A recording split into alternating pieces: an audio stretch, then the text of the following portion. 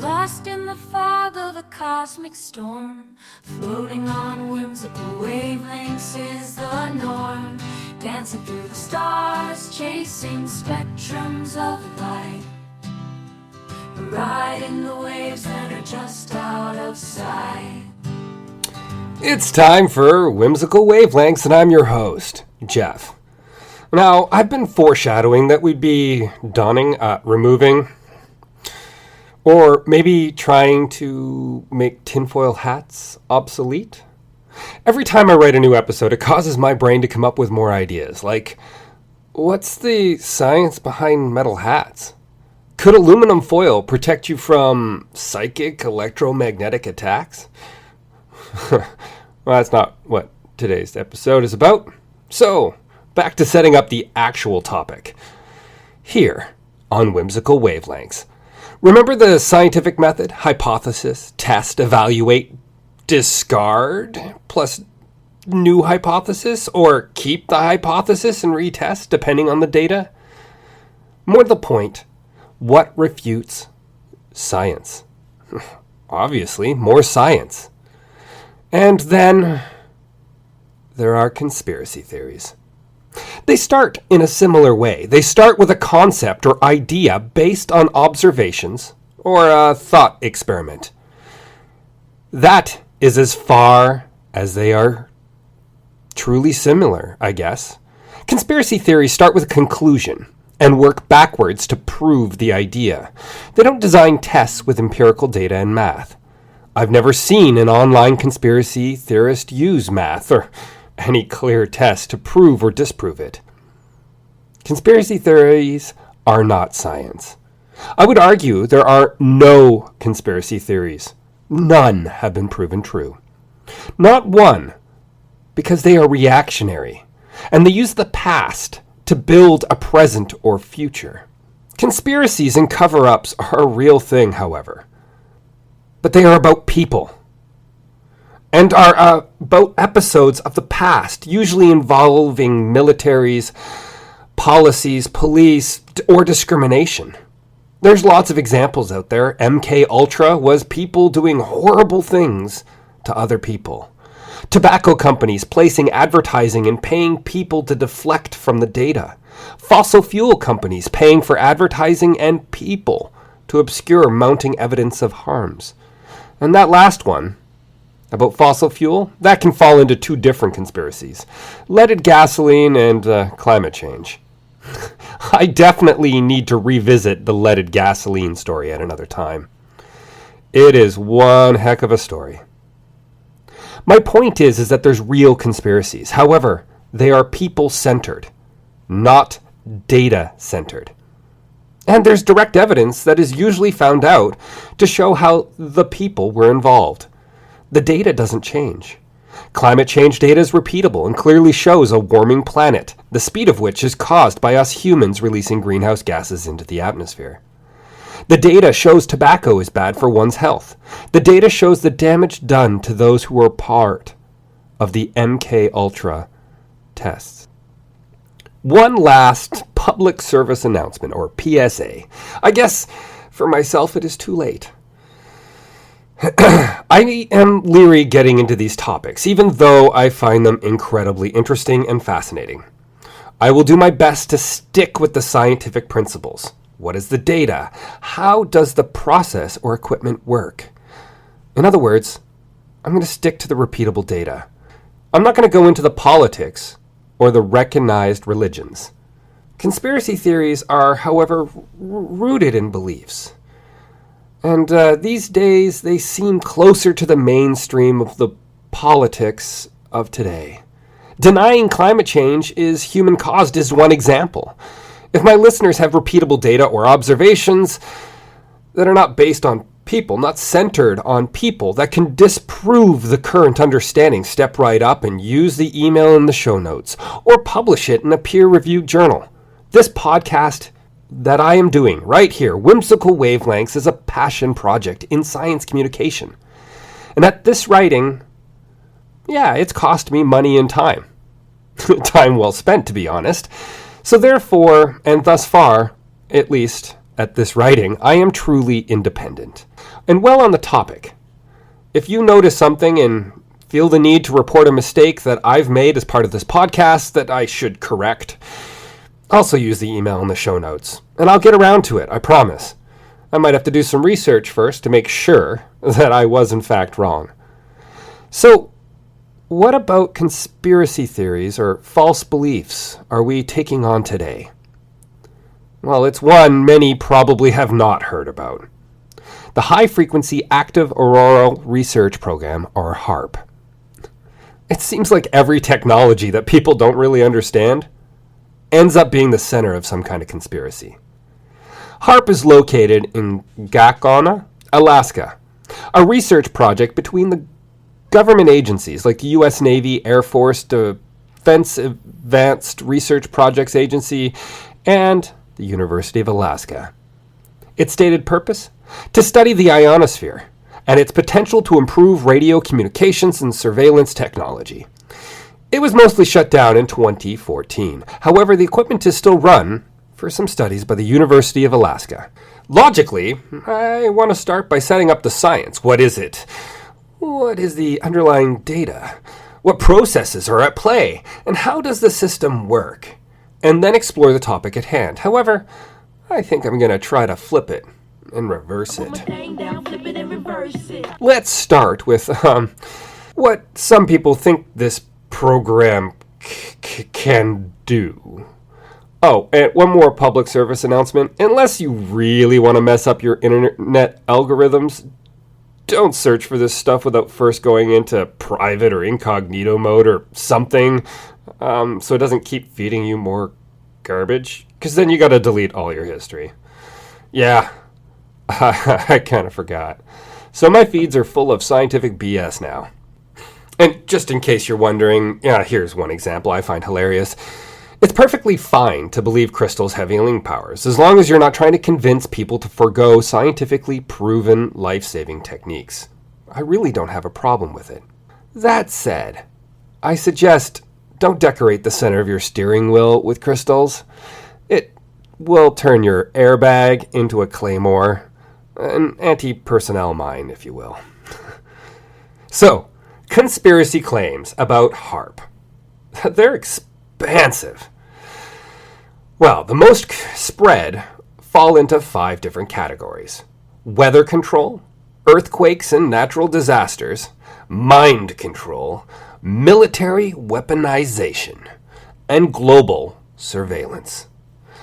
So we'll kind of tackle these one by one, what broad brushed the conspiracy theorists are saying, and just kind of go back at it with just why that isn't possible, for obvious reasons. So the first one, weather control. Unlike other ionosphere research centers around the world, only HAARP has the ability to focus that energy from a field into a specific spot in the atmosphere. They can be much more targeted with how they apply all that power that they have. So the idea goes that HAARP can direct the energy anywhere. A good conspiracy does need some kind of corroborating evidence, though. And there was a report written back in 1996 called Owning the Weather 2025, written by some military personnel. Let's be clear, they were not scientists. It read more like a science fiction piece. It makes the argument that as technology advances, the military should use it to turn Mother Nature to their side. To use Mother Nature as a way to own the battlefield. If you can create fog, that's going to help you when you're attacking, etc. However, the report clearly states artificial weather technologies do not currently exist. We do employ techniques to modify the weather, however. A great example from the Canadian province of Alberta. Now, for Canada, the 2 costliest, Mother Nature disasters were hailstorms. The first, in 2014, caused $524 million in insured damages. Another storm cost $1.3 billion in 2020. This includes vehicle damages and everything else. For this, to try to mitigate the problem of hail, they fly specially modified planes into the beginnings of storms and spray silver iodide. The amount of silver iodide used is not harmful to the environment, and it reduces the size of hailstones. It does not stop the storm, just causes more particles in the clouds to form. So as the particles are in the cloud, there's more to nucleate or grow hail. It causes more hailstones overall, but they end up being smaller and therefore cause significantly less damage. So, we can affect the weather, and militaries throughout the ages have thought about the best ways to use weather to their advantage. Just because those two things are true doesn't mean we can control it. When you get down to it, the energy output required to manipulate weather patterns is far beyond what HAARP can produce. Even if it could produce enough energy, the atmosphere is not a fully measured system. It has too many unknowns to predict what the energy would do. The most sophisticated weather models at best give a weak warning to major storms and hurricanes. The military does not have better models. They do not have teams of meteorologists working on this problem. So we can definitely discount the idea HAARP controls the weather. Number 2, earthquakes and natural disasters. Here the idea is they're using microwave radiation, which is still in the radio frequencies, beneath the ground, strategically pinpointing fault lines. This fictional idea often cites coincidences between HAARP activity and natural disasters around the world. There's a lot of earthquakes that happen on a daily basis around the world. You can almost always find something that lines up. We are hardwired to find patterns. But in truth, I don't know where this one comes from. The weather control idea, if someone doesn't have a reasonable grasp about the atmosphere and the current state of technology, I can squint sideways and kind of see how you could get there, I guess. This, though,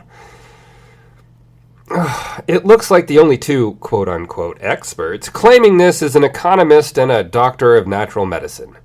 What they know about earthquakes and how the earth works in general, I have no idea. Earthquakes occur due to stress. Same idea as breaking a stick across your knee. Big earthquakes occur when rocks break and the slabs of the earth move. There are mechanisms to trigger earthquakes, like putting fluid into a fault, which reduces the amount of stress to cause the fault to move and break rocks and therefore earthquakes. But EM waves shot into the ionosphere. There just isn't any mechanism. I mean, I can't think of a mathematical way to show how that would affect the fault systems. Same goes for the sun, too. However, we could get into the weeds on that one to investigate why that idea just won't fully go away. And that could be an interesting episode one day. Anyway, as a volcanologist and geophysicist, I don't see a way HAARP can affect earthquakes. Period. I have no idea. 3. Some people claim the facility is attacking the citizens of the world telepathically, inducing thoughts with low-frequency vibrations. This is just so wild. Science fiction based on ideas that has been mostly discarded. Using a mind control device. Okay, well, it is true that the brain uses frequencies. So there is some science behind this idea. The brain is an electrochemical organ. It's able to produce up to 10 watts of electrical power. So the idea EM waves can affect an individual is solidly rooted in science. However, we just don't understand enough about the brain. This idea really is truly science fiction, created from MK Ultra and other CIA documents that were declassified in the 90s. If they could control humans in the 90s with EM waves, the world would be a very different place today. We have no idea how to accomplish this, and the technology we do have essentially requires contact, like actual electrodes in the brain, to read or affect brain waves in humans and animals. Okay, so yes, there are significant ethical issues here with this type of research, which is why it isn't often done. In animal models, there has been some progress. By implanting electrodes on the brains of animals, we can control their movements in a fashion. You can even buy a kit to control a cockroach, enabling you to steer the insect left or right for a short while. This is actually real. You can buy it for the low price of $150 in USD. Note, I am not advocating for this. It isn't true mind control, but I guess it's close. Without surgery or implanted electrodes, there is almost nothing. Some work has been done using an anesthetized rat and a human wearing an EEG. Throughout all of this, a human can get the drugged rat to twitch its tail. Basically what I'm saying is, right now, this is just not possible, in any sense of the imagination. Never mind throwing a bunch of power in the radio frequency range up into the ionosphere. A classic conspiracy idea. Sure, there's some real science behind the ideas and concepts, however, absolutely impossible under our current understanding and is fully in the realm of science fiction. And quite frankly, may never be possible. But never say never. 4. It is a weapon for space warfare, disrupting satellites and the like. Well, still not a thing with the HAARP, or the High Altitude Auroral Research Program. However, this idea makes a lot more sense, logically. The data from the program is published, and there are civilian researchers. Not to mention the equipment is now completely in the hands of civilian researchers, with academic freedom to publish. And still, there's no smoke. There are more scientific reasons we'll get into in just a moment, but we can say that this is not directly a weapon for space warfare. And 5, finally, that it can hear all wavelengths broadcast on Earth, able to track individuals in global communications, tapping into the fears of the state and the others, controlling or taking away your freedoms. In other words, it's all about the wavelengths, man, and Uncle Sam controls them, okay? Well, this has some ephemeral scientific ideas backing it. It has a large radio antenna that can receive signals and can produce a significant amount of energy in the radio spectrum. However, the equipment is not designed to receive and monitor broad spectrum signals. It would also be very strange to have civilian scientists publishing results throughout the program and leaving the equipment with civilian scientists afterwards, if this was the real aim. Basically, it's infeasible and physically impossible. It's just not possible to be able to receive signals from all different devices around the Earth. It's just ridiculous. So what is it? What is HAARP? What is it studying? What has it accomplished? The High Frequency Active Auroral Research Program studies the properties and the behavior of Earth's ionosphere. So what is the ionosphere, you may ask? Well, the ionosphere is part of our outer atmosphere, located 80 to 600 kilometers above the ground surface.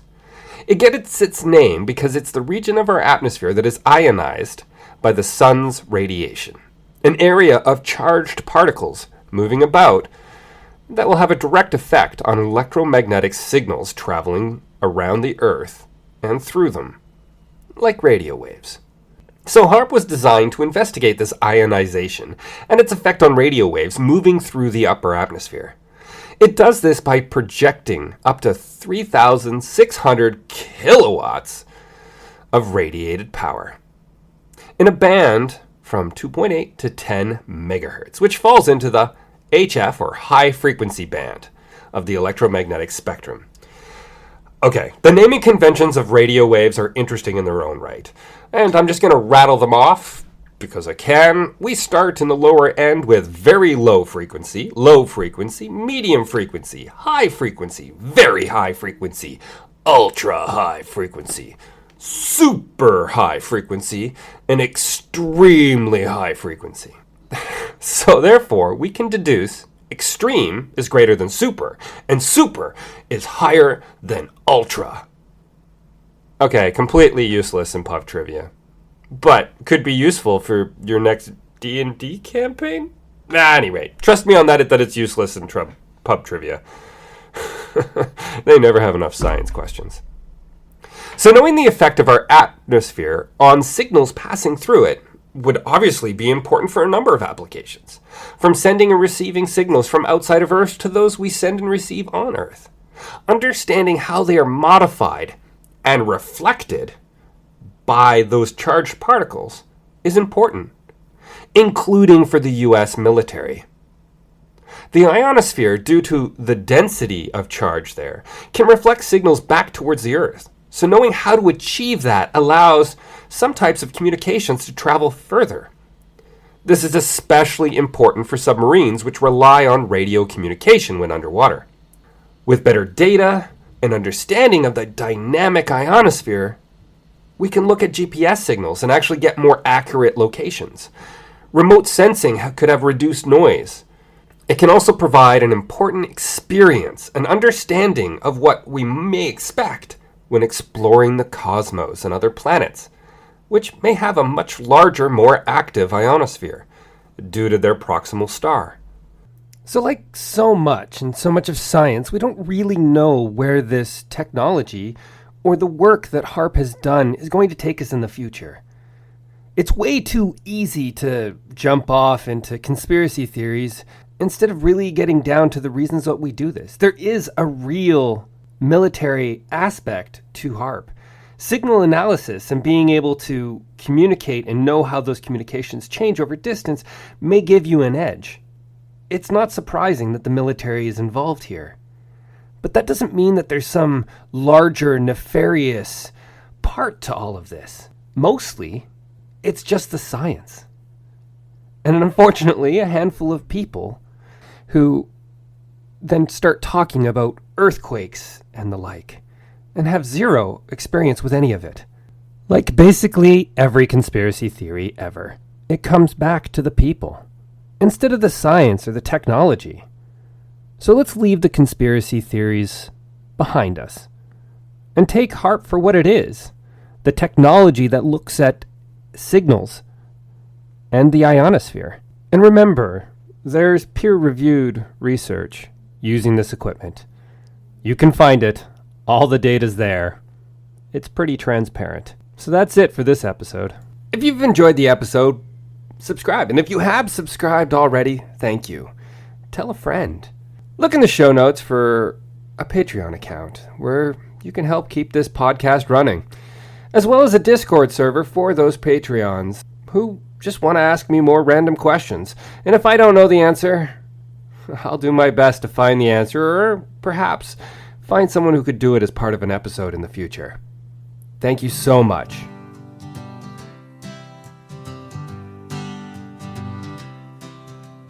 Lost in the fog of a cosmic storm, floating on whimsical wavelengths is the norm.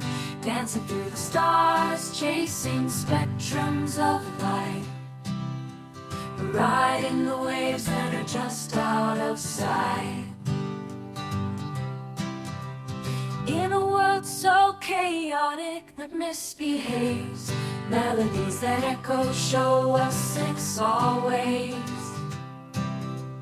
Colors intertwine, painting the sky. We're lost in the rhythm as the universe flies by. Oh, we're tuned in, feeling the beat of the unknown. Can you hear it? It's echoing through your bones. In this melodic maze we